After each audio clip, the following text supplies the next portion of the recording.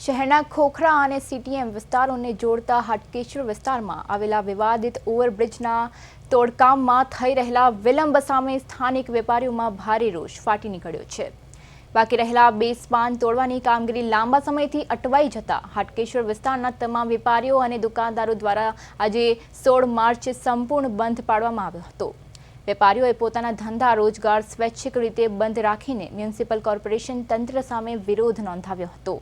વેપારીઓનું કહેવું છે કે છેલ્લા 6 મહિનાથી ચાલતી બ્રિજ તોડવાની કામગીરીના કારણે વિસ્તારના ધંધા પર ભારે અસર પડી રહી છે અને સ્થાનિક લોકોને રોજગારની અવરજવરમાં પણ ભારે હાલાકીનો સામનો કરવો પડી રહ્યો છે।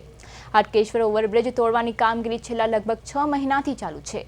વેપારીઓના જણાવ્યા અનુસાર આ કામગીરી ઝડપથી પૂર્ણ થવી જોઈએ હતી, પરંતુ ધીમી ગતિએ ચાલી રહી છે, જેના કારણે વિસ્તારના વેપારીઓમાં અને રહેવાસીઓ બંને માટે પરિસ્થિતિ મુશ્કેલ બની ગઈ છે।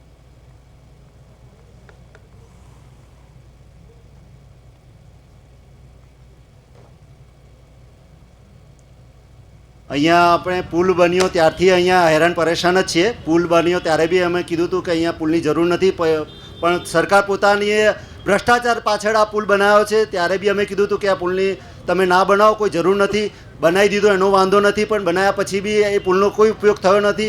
માંડ 2 વર્ષ ચાલ્યો નહીં અને પુલ બંધ કરી દેવો પડ્યો।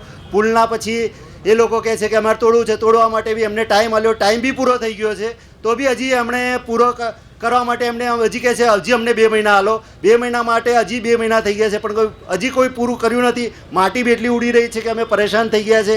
આ એના માટે બંધ કરાવવાનું કે આ બ્રિજ તોડતા તોડતા હજુ તક તૂટ્યું નથી અને નકરી ઢોલ અને માટી અને બધી દસ્ટ ખાઈ રહી છે। શારીરિક માનસિક આર્થિક રીતે પરેશાન છીએ અને રોજ सांस में बदी रीते माटी ज उड़ी रही है। देखो पिछले 8 महीने से ये ब्रिज तोड़ने का काम चालू है, लेकिन दिसंबर 31 को तोड़ने का उसका लास्ट समय था, अभी तक टूटा नहीं है। इसकी वजह से यहाँ पे सारे मिट्टियाँ खोदाई काम सब कुछ चल रहा है एक साथ, लेकिन हम लोगों का पूरा धंधा चौपट हो चुका है। ना घर परिवार चलाने के लिए हमारे पास अभी पैसा नहीं है, इसके लिए कौन भरपूर करेगा?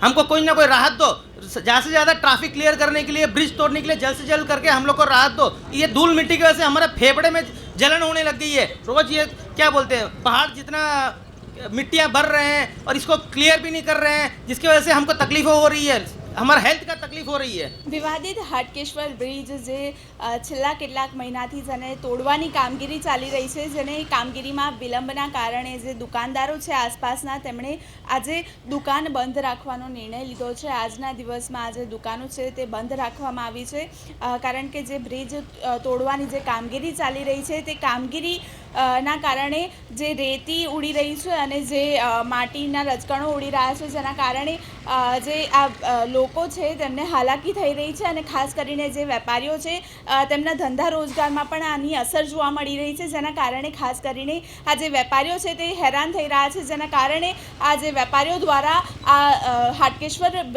બ્રિજ જે તોડવાની કામગીરી ચાલી રહી છે તેના વિલંબના કારણે આ દુકાનો આજે બંધ રાખવાનો નિર્ણય કરવામાં આવ્યો છે।